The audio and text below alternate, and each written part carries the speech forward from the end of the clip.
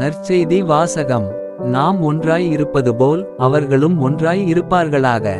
யோவான் எழுதிய தூய நற்செய்தியிலிருந்து வாசகம். அதிகாரம் 17. இறை வார்த்தை 11 முதல் 19 வரை.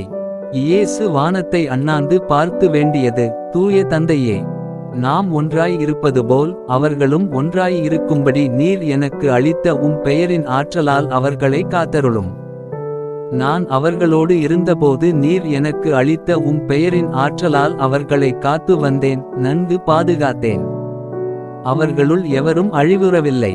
மறைநூலில் எழுதியுள்ளது நிறைவேறும் வண்ணம் அழிவுக்குரியவன் மட்டுமே அழிவுற்றான். இப்போது உம்மிடம் வருகிறேன். என் மகிழ்ச்சி அவர்களுள் நிறைவாக இருக்கும்படி நான் உலகில் இருக்கும்போதே இதைச் சொல்கிறேன். உம் வார்த்தையை நான் அவர்களுக்கு அறிவித்தேன்.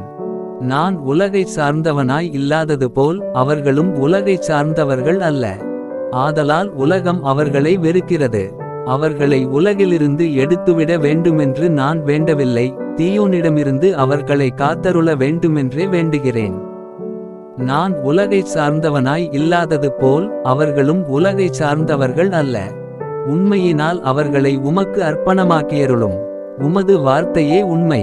நீர் என்னை உலகிற்கு அனுப்பியது போல நானும் அவர்களை உலகிற்கு அனுப்புகிறேன். அவர்கள் உண்மையினால் உமக்கு உரியவர் ஆகும்படி அவர்களுக்காக என்னையே உமக்கு அர்ப்பணமாக்குகிறேன். இது ஆண்டவரின் அருள்வாக்கு.